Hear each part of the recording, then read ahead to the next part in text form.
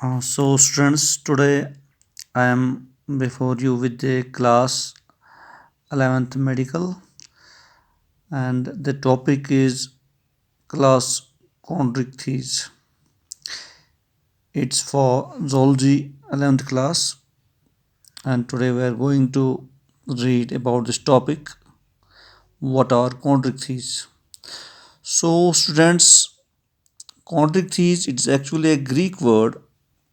It is combination of two words, that is chondros means cartilage and ichthyes means fish. So chondrichthyes is the class of fish actually, but which possess cartilage, not the bones. So the different species of fishes which only possess cartilage and not the bones constitute a class which is named as chondrichthyes. And almost there are about 1000 species of cartilaginous fish in this class. And now we will come to the general characters of chondrichthyes, that is cartilaginous fish. So students, the first foremost character of chondrichthyes is this, that these are the fishes which bear cartilaginous endoskeleton.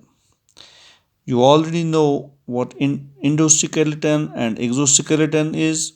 It is actually the supportive mechanism made of cartilage, made of bones, or in some phylums it was made of chitin, and in some living things it lies inside the body. At that time we refer it as endoskeleton, and at in other animals, living organisms, it lies outside the body. At that time we term it as exoskeleton, such as feathers, etc. in ewes. This is the first foremost character of this class chondrichthyes, that their endoskeleton is made of cartilage. They are the group of fish which only possess cartilage and not the bones. And the next character of chondrichthyes is that they bear notochord, and this notochord remain with them throughout their lifespan. So what notochord actually is? It is actually a cartilaginous skeletal rod which provides support to the body. And you must know that this notochord got developed from the mesoderm. As you know already, there are three embryonic layers, that is endoderm, mesoderm and ectoderm.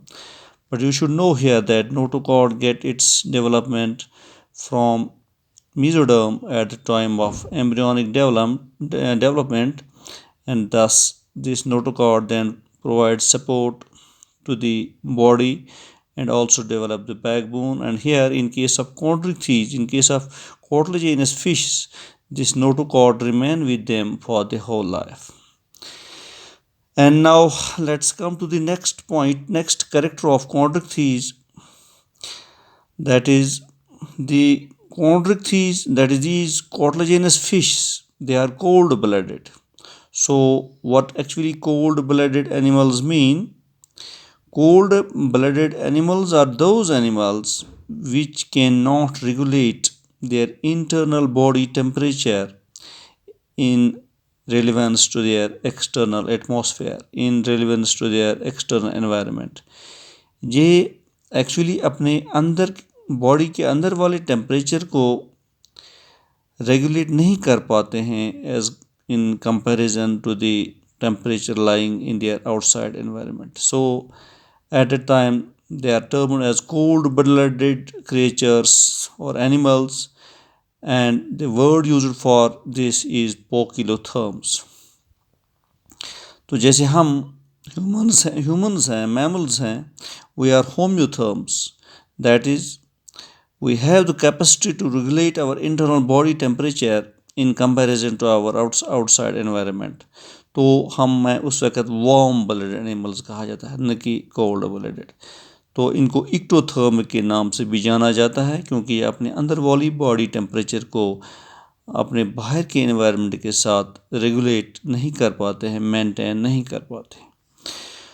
तो similarly इनका third ही character ये है कि these fishes they have the streamlined body. What actually streamlined body means? Streamlined body means कि ये सामने से थोड़ी नोकीले होते हैं, स्ट्रीमलाइन्ड होते हैं, पॉइंटेड होते हैं। जैसा कि हमारा एरोप्लेन होता है, जब ये उड़ता है हवा में तो इसकी आगे वाली जो नोज़ होती है that is pointed in order to reduce the friction of air. तो सिमिलरली नेचर ने इन फिशेस जो कॉन्ड्रिक चीज़ है, कॉटलेजेनस फिश, इनकी बॉडी को भी स्ट्रीमलाइन किया है। क्यों? ताकि जब ये तैरें, स्विम करें इस वाटर में, तो उस वक्त इनको कम से कम रेजिस्टेंस का सामना करना पड़े, फ्रिक्शन कम हो जाए। तो इसलिए इनकी सामने वाला इनका जो सामने वाला पार्ट होता है बॉडी का, दैट इज़ हेड और mouth, that is streamlined. And now next character of these chondrichthyes is that, जो ये कॉन्ड्रिक थीज होते हैं, कॉटलेजेनस फिश होते हैं, इनके बाहर स्केल्स होते हैं। जैसे आप घर में किसी मछली को लाते हो तो वहाँ जब आप उसको काटते हो तो काटने से पहले उसकी बॉडी पे जो स्केल्स होते हैं उसको उठाते हो, तो वही scales, but in case of these cartilaginous fish chondrichthyes, they bear pelacoid scales. Pelacoid scales are the scales which are plate like, और इनका ओरिजिन जो होता है दैट इज़ डर्मल। ये डर्मस से होकर निकलते हैं, लेकिन ये बड़ी टफ होते हैं। जी scales are very much tough because they are made of animal. Animal एक ऐसा सब्सटेंस है, जैसे कि हमारे माउथ के अंदर टीथ होते हैं, और टीथ की जो आउटर कवरिंग होती है that is also made of animal. तो एनिमल एक टफ सब्सटेंस होता है that is made of calcium phosphate. तो इसी एनिमल का ये पेलाकॉइड स्केल्स जो होती हैं ये बनी होती हैं। और यहाँ पे और एक बात आपको याद रखनी है कि that this placoid scales they are backwardly, इनका जो ओरिजिन होता है, इनकी जो डायरेक्शन होती है दे आर बैकवर्डली डायरेक्टेड। इनकी डायरेक्शन बैकवर्ड टाइप की होती है, यानी कि पीछे की तरफ होती है। जैसा कि यहाँ मैं आपको एक छोटी सी मछली दिखाने जा रहा हूँ। Suppose this is a cartilaginous fish. तो यहाँ पे अगर स्केल्स हैं ऐसे, तो ये बैकवर्ड टाइप की होती है, बैकवर्ड डायरेक्शन में होती है, ऐसे ऐसे पीछे की तरफ। तो ये पेलाकॉइड स्केल्स होती हैं, एनिमल की बनी होती हैं, बहुत ही टफ होती है। Now next point that these fish, these chondrichthyes, they are not covered by operculum। तो ओपरक्यूलम क्या होता है?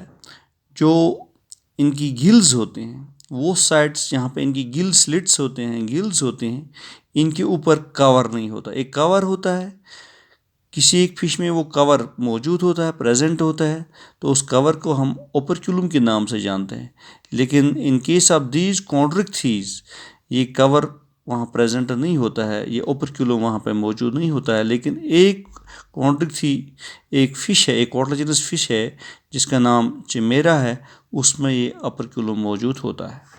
जैसे कि यहाँ पे मैं दिखाने की कोशिश करूँगा, ये जैसे कि मैंने एक फ़िश बनाई है, तो यहाँ पे इसके गिल्स होते हैं या गिल स्लिट्स होते हैं, कहीं एक पे इसके ऊपर कवर होता है, ये छुपी होती हैं उस कवर में, और उस कवर का हम ओपरक्यूलम के नाम से जानते हैं। लेकिन in case of these chondrichthyes, in case of these cartilaginous fish, जो ओपरक्यूलम होता है, ये गिल कवर होता है, ये मौजूद नहीं होता है। लेकिन एक फ़िश है जिसका नाम चिमेरा है, वहाँ पे ये ओपरक्यूलम मौजूद होता है।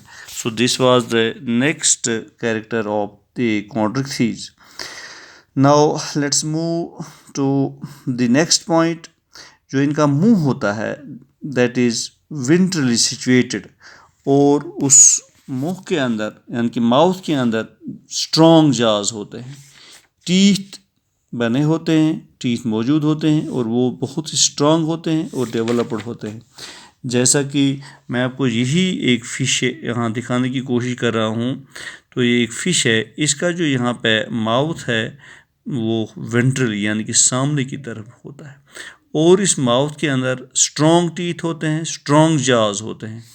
और ये जो स्ट्रॉन्ग टीथ होते हैं या स्ट्रॉन्ग जाज होते हैं, तो यहाँ पे मैं और एक आपको एक फिगर दिखाने की कोशिश कर रहा हूँ।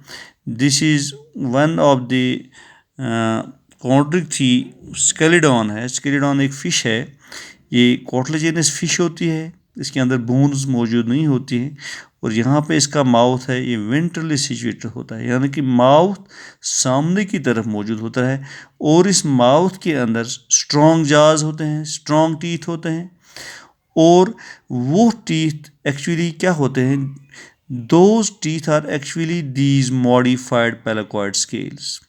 ये इस बॉडी पे स्केल्स हैं, बैकवर्डली डायरेक्टेड हैं। यही जो डर्मल पैलाकॉइड स्केल्स होती हैं, इन्हीं डर्मल पैलाकॉइड स्केल्स में से जब ये मॉडिफाई होते हैं तो इनकी टीथ बनते हैं, बहुत स्ट्रांग होते हैं, वेंट्रली इनका मुंह होता है। इसी बुनियाद पे कि इनके जो ये टीथ होते हैं they are also backwardly directed, ऐसे होते हैं इनकी टीथ, मौजूद होते हैं मुंह में लेकिन थोड़ा बैकवर्ड डायरेक्शन में, इस तरह के बैकवर्डली डायरेक्ट होते हैं। और इन स्ट्रॉन्ग टीथ और जाज की वजह से ये जो कॉन्ट्रिक्थीज होते हैं ये प्रेडेटर्स होते हैं मोस्टली, यानी कि ये अपने इस शिकार को मारते हैं। जो इनका ये कोई जानवर सामने आ जाए उसका प्रे करते हैं, उसका शिकार करते हैं, किस वजह से, इन स्ट्रॉन्ग टीथ की वजह से। Now let's move to next point. Digestive tract जो होता है इनका वो डायरेक्टली लीड करता है इनटू कुलाका। तो कुलाका एक बैक साइड इनकी बॉडी पे एक एपर्चर होता है, वहाँ पे कुलाका में इनका डाइजेस्टिव ट्रैक्ट जाके खुलता है। तो next important point that is इनका जो हार्ट होता है, heart this is two chambered. जैसे हम ह्यूमंस का हार्ट, सपोज हम इंसान के हार्ट की बात करते हैं तो यहाँ पे 4 चैम्बर होता है, 2 auricles and 2 ventricles. But in case of these chondrichthyes जो हार्ट होता है ये सिर्फ 2 चैम्बर होता है, 2 चैम्बरों का होता है। एक 1 ऑरिकल होता है और 1 वेंट्रिकल होता है। और जो हम आगे बढ़ते हैं हम रेप्टाइल्स देखते हैं तो रेप्टाइल्स में 3 चैम्बर होता है। फिर जब मैमल्स के पास हम पहुंचते हैं तो वहाँ 4 चैम्बर होता है। So this is the next character इनका कि इनका जो हार्ट होता है ओनली 2 चैम्बर होता है। And next point, there is well developed renal portal system. जो रीनल पोर्टल सिस्टम क्या होता है, ये एक किस्म का वीन्स जो होती हैं, इन वीन्स का एक सिस्टम होता है जो रीनल टिब्यूल्स को, किडनी के कॉर्टेक्स पार्ट में रीनल टिब्यूल्स होते हैं तो उनको ये रीनल पोर्टल सिस्टम यानी कि ये रीनल वीन्स ब्लड सप्लाई करते हैं। और जैसा कि हम ह्यूमन्स में आरबीसीज होते हैं, आरबीसीज, डब्ल्यूबीसीज, ब्लड प्लेटलेट्स एट्सेट्रा, तो जो आरबीसीज होते हैं वो इनन्यूक्लिएटेड यानी कि न्यूक्लियस के बगैर इन केस ऑफ ह्यूमंस। लेकिन इनमें कॉन्ट्रिक्थीज में जो आरबीसीज होते हैं वहाँ पे वो न्यूक्लिएटेड होते हैं यानी कि उनमें न्यूक्लियस मौजूद होता है। तो नेक्स्ट पॉइंट इनका, अब एक्सक्रीशन के बारे में हम बात करेंगे। इनकी जो एक्सक्रीशन होती है वो किडनी से होती है और जो इनका चीफ नाइट्रोजनस वेस्ट होता है that is urea, hence they are known as ureotelic because they excrete their chief nitrogenous waste in the form of urea by kidneys. So this was the excretion system of chondrichthyes. Now let's move to a next point. Let's talk about their brain. जैसे कि हम इंसानों में brain होता है, इन कॉन्ट्रिक्थीज में भी brain के कुछ पार्ट्स होते हैं जैसे कि they possess large olfactory lobe. Olfactory lobe क्या होता है? ओल्फैक्टरी लोब इज़ एक्चुअली, जैसा कि मैं यहाँ आपको यहाँ थोड़ी बहुत एक डायग्राम बनाने की कोशिश इस रिप्रेजेंटेशन से दिखा रहा हूँ। मान लीजिए कि हमारा ब्रेन है, यहाँ पे सीरिबैलम होता है, सीरिबैलम है, तो इस सीरिबैलम के सामने लोब्स होते हैं। पेयर ऑफ लोब्स हम में होते हैं, लेकिन इनमें एक बड़ा लोब होता है, उसको हम ऑल्फैक्टरी लोब के नाम से जानते हैं। तो उस ऑल्फैक्टरी लोब में क्या होता है, उस ऑल्फैक्टरी लोब में छोटे छोटे नर्व्स होते हैं, ऑल्फैक्टरी नर्व्स। तो वो ऑल्फैक्टरी नर्व्स की वजह से ये कॉन्ट्रिक्टीज जो होते हैं ये स्मेल करते हैं, यानी कि इनको स्मेलिंग में ये मदद देते हैं कि कौन सा स्मेल कैसा है, यही ऑल्फैक्टरी लोब, ऑल्फैक्टरी नर्व्स इनको बता देते हैं। तो इसके बाद इनका और एक पार्ट होता है सीरिबैलम। सीरिबैलम एक वो पार्ट होता है जो बैलेंस में मदद देता है। तो ये थी बात इनके ब्रेन के बारे में। तो इसी से एक और जुड़ा एक कैरेक्टर है कि जैसे हमारे अंदर 12 क्रेनियल नर्व्स होते हैं, पेयर्स, 12 पेयर्स ऑफ क्रेनियल, इनमें 10 पेयर्स ऑफ क्रेनियल नर्व्स होते हैं। तो ये क्रेनियल नर्व्स भी वही नर्व्स होते हैं जो डिफरेंट सेंसेस को पास ऑन करते हैं ब्रेन तक। जैसे कि यही ऑल्फैक्टरी नर्व्स होते हैं, ये स्मेल को ले जाते हैं ब्रेन में, वहाँ बता देते हैं इस इन कॉन्ट्रिक्ट चीज़ को, इस क्रिएचर को कि स्मेल कौन सा है। फिर उसी हिसाब से ब्रेन डिसाइड करता है कि मुझे क्या करना है, क्या नहीं करना है। So 10 pair of cranial nerves are there, यानी कि वो नर्व्स, वो पेयर्स ऑफ नर्व्स जो डिफरेंट सेंसेस को पहुंचा देते हैं हमारे ब्रेन तक। और एक कैरेक्टर है इन कॉन्ट्रिक्ट चीज़ में, जैसा कि आपने देखा होगा घर में जब आप किसी मछली को लाते हैं कि इनकी बॉडी के ऊपर एक लेटरल लाइन होती है, लेटरल लाइन। सो दिस, यहाँ पे मैं आपको ये सिकोलिडॉन दिखाने की कोशिश कर रहा हूँ, ये सिकोलिडॉन है। तो ये बीच में इनके बॉडी के ऊपर एक लाइन है। सो दिस लाइन जो विजिबल यहाँ है आपको नज़र आ रही है, this line is known as lateral line. तो यहाँ पे हम इसको बोलते हैं this is lateral line system. Lateral line system या लेटरल लाइन ऑर्गन भी होता है। ये एक्चुअली एक ऑर्गन होता है जो इस मछली को बता देता है कि सराउंडिंग्स में क्या मूवमेंट हो रही है। जहाँ पे ये मछली तैर रही होती है, इसके इर्द गिर्द कौन सा क्रिएचर आता है, कहाँ से आता है, बड़ा है, छोटा है, इसका प्रे है या इसका एनिमी है, ये इसको बता देता है। क्योंकि इसमें ऐसी कुछ सेंस ऑर्गन्स होते हैं कि ये वाइब्रेशन या कुछ प्रेशर ग्रेडियंट वहाँ बनता है या वाइब्रेशन आती है, उस वाइब्रेशन या प्रेशर ग्रेडियंट की वजह से इनका जो लेटरल लाइन सिस्टम होता है ये इनको बता देता है कि सराउंडिंग्स में क्या मूवमेंट हो रही है। तो this is very much important for this aquatic creatures. So this was the lateral line system.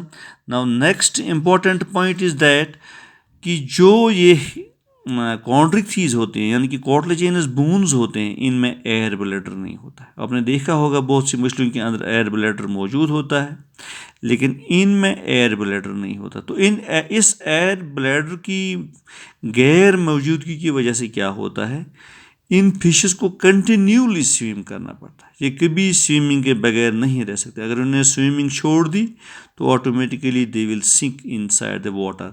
So in order to remain constant in a water layer they have to swim constantly, क्योंकि air bladder इनको वहाँ body में नहीं होता है जो इनको वहाँ पे थोड़ी बहुत बैलेंस दे सके, जिसकी वजह से ये पानी पे रह सके तैरने के बगैर। एंड और एक इनका इम्पॉर्टेंट पॉइंट ये होता है कि ईयर्स जो होते हैं वो इंटरनल होते हैं, और इंटरनल ईयर्स इनकी बॉडी को बैलेंस फराहम करता है चलते वक्त, स्विमिंग करते वक्त। और इनमें जो आइज़ होती, आइज़ जैसे मैं आपको यहाँ दिखाने की कोशिश कर रहा हूँ, दिस इज सिकोलिडॉन। तो यहाँ पे इसकी आई है, it is covered by A membrane. तो उस मेम्ब्रेन को हम निक्टेटिंग मेम्ब्रेन कहते हैं। तो इस निक्टेटिंग मेम्ब्रेन की क्या फंक्शन होती है, वो इनको बचाता है डस्ट से एट्सट्रा, कि आई में आने से वो बच जाए, इनकी आई बच जाए।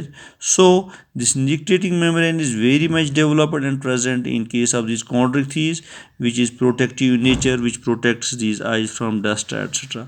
So this was next point. और एक इम्पॉर्टेंट पॉइंट है कि यहाँ पे इन कॉन्ड्रिक्टीज में कुछ फिशेस ऐसी हैं जिनके अंदर इलेक्ट्रिक ऑर्गन सिस्टम मौजूद होता है, यानी कि वो दूसरे क्रिएचर को इलेक्ट्रिक शॉक दे सकते हैं।